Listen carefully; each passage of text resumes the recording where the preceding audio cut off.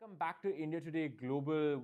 We promised you the latest updates, and here they are. Prime Minister Narendra Modi has spoken at the G7 Outreach Leaders Meeting. He's talked about the importance of Africa, he's talked about the importance of technology, as well as talking about the strength and resilience of India's democracy during his remarks in the G7 Leaders meeting. It's been a very packed day for the Prime Minister. Just to recap for you, he's had meetings with President Macron of France. He's had meetings with the Prime Minister of Britain, Rishi Sunak, President Zelensky of Ukraine, as well as he's also met the Pope on the sidelines of the G7 summit. Now he's made this address, and now he has another series of meetings with Prime Minister Giorgia Meloni of Italy, as well as with Olaf Scholz of Germany and Prime Minister Kishida of Japan. So, a very packed day for the Prime Minister, where he's addressed the G7 gathering. He's also talked to the various leaders. You have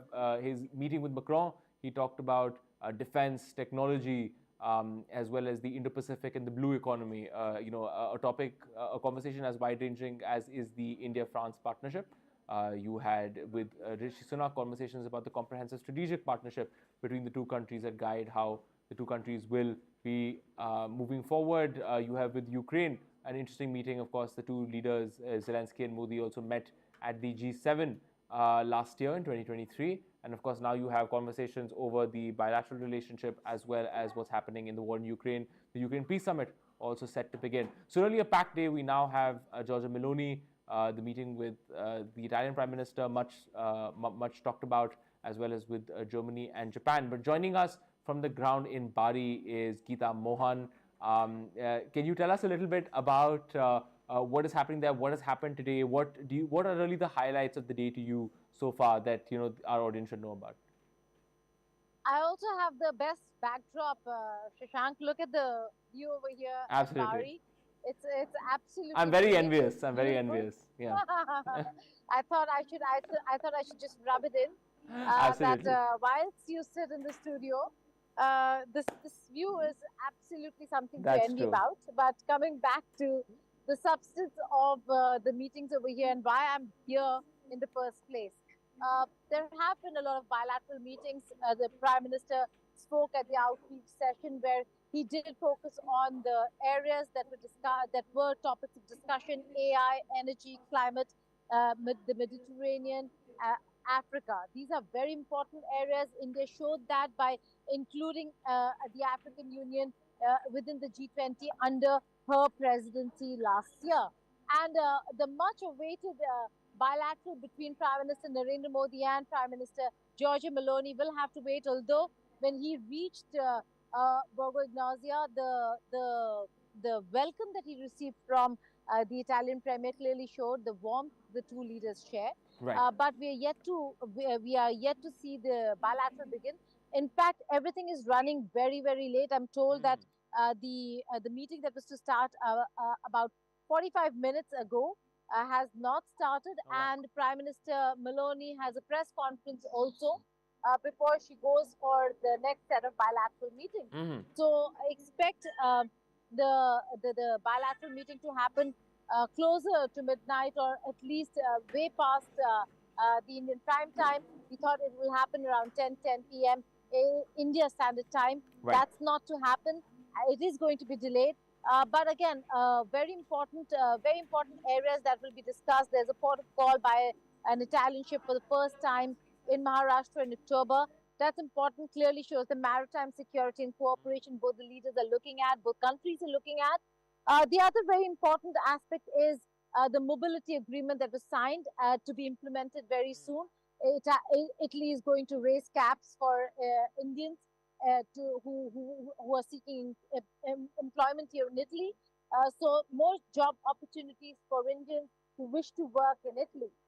Very important and a significant one, given the fact that even when I was speaking to some of the people here from the Indian diaspora, one of them raised that concern that India should be looking at creating more jobs, more employment.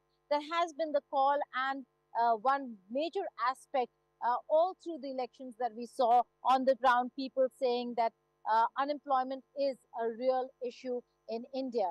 So over here, Indian diaspora resonating that very same desire. that India should be focusing on. Having said that, it's the bilateral aspect, Shank, that's going to be very, very important. Uh, it already is important with the meetings between Prime Minister Narendra Modi and Macron, Rishi Sunak, German Chancellor Scholz, and one meeting which is out of the realm of G7 was the meeting with Ukrainian President Zelensky, Right. an outreach by Zelensky, who there was a time, Shashank, when recalled his ambassador from countries that were not supporting Ukraine and had a very different position as opposed to what the West had on Russia. Slowly, the West understood why India has taken that position towards Russia, a very important friend, partner of India. And now it seems like, given the importance of India, Ukraine also has begun to understand the position of India, sent back an ambassador. We now have a Ukrainian ambassador to India. And then the warm hug between the two leaders clearly shows that this is a time to mend ties, a time to see what India can do in this war, because it does seem like the G7's power is waning. It's not on the upside, it's not on the up, there isn't an uptick when it comes to superpowers and those world leaders who are part of the developed world. In fact, nobody is actually listening to the G7 is a major problem, and that's why this whole increase in the number of countries that participate as part of the global south, as part of developing nations, Right. the numbers have only slowly increased each year, and now we're seeing a host of close to a dozen invitee guest nations who have come to Italy for the G7 summit, which include some critical partners, UAE and India included. So there could be pull asides. We're still waiting whether there's going to be a pull aside or a brief conversation between Prime Minister Modi and President Biden. Should that happen, that will only show endorsement to the already forward moving and forward looking agenda setting relationship that India and the United States share. So it's a host of issues that Prime Minister Narendra Modi is here in Italy for. A lot of people asked why not the neighborhood, why G7, because the invitation came before elections, and India is making her presence felt here amongst world leaders at a time when there's so much flux. We've been talking about it. A lot of leaders might not be leaders in the next G7, Absolutely. Shashank, and Prime Minister Modi will continue to remain leader of India. So this continuum, this clarity with which India now has presented itself is certainly very important. Question about President Biden. Of course, we expected to see a meeting. It doesn't seem to have materialized so far. Of course, we talked about the fact that structured bilaterals may not necessarily be the yardstick which we should use. But any conversations about the kinds of meetings that have happened between Prime Minister Modi and President Biden?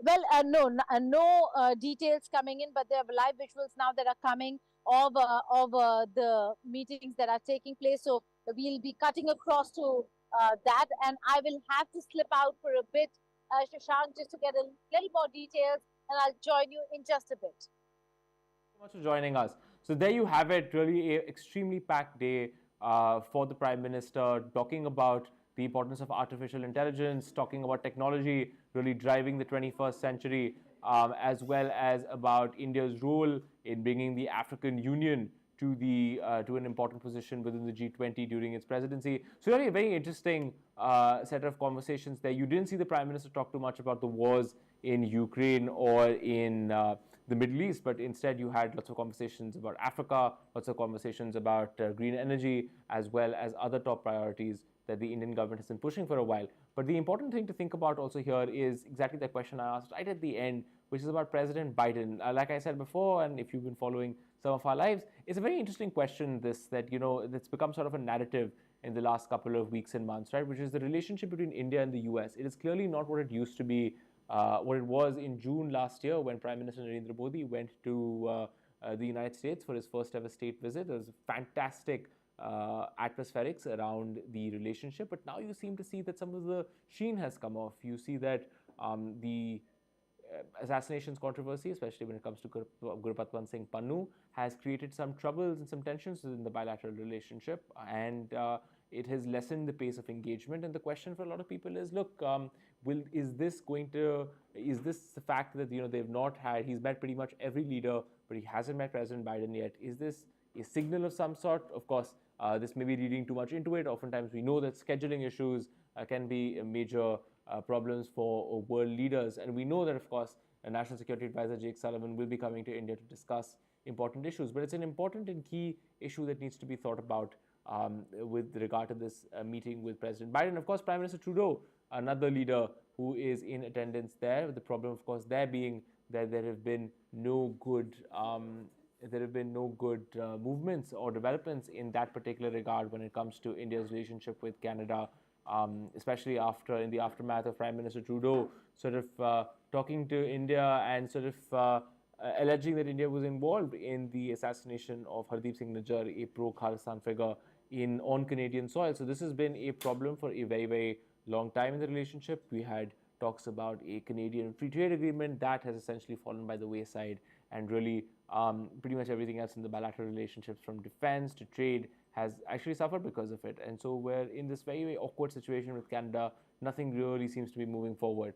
We also have the situation with regards to other countries. Turkey was being talked about as a country that may possibly, the Prime Minister might want to have a conversation with. But here and there, so far it's been extremely packed day, refreshing, and one of the nice things about meeting like the G7 is that it helps leaders meet again, reaffirm common priorities, helps the bureaucracies get together and push certain priorities as well. And that FaceTime between leaders is really just an important thing in diplomacy, because, as Dr. Jaishankar sometimes likes to say, in diplomacy, you have to press the flesh, you have to shake hands, you have to get to know people, you have to build that personal chemistry and rebuild that personal chemistry at particular times. But of course, the last thing we leave you with is this meeting with Prime Minister Giorgia Meloni. We heard from Geeta Mohan that this meeting has been delayed, of course, by around 45 minutes to an hour. Of course, that's what Indians want to see. It's a lot of popular interest in the relationship with Italy, but really from defense to trade to diaspora relations, as Geeta was mentioning, just a fantastic plethora of things that the two countries would like to work on. And the fact is that for the last 10 years, we haven't worked enough at this. There have been a number of myriad scandals that have derailed the relationship, but now you see that the atmospherics around the relationship have changed. There's an increased desire to change things, and of course, you have this enormous personal interest by the general public in India in this relationship, especially the chemistry, if I may say so, between Prime Minister Narendra Modi and Prime Minister Giorgia Meloni. And that will be something that will be very interesting to see moving forward, as will be the memes, which I look forward to personally. Thank you so much for watching India Today Global. We'll keep bringing you the latest updates. Thank you very much.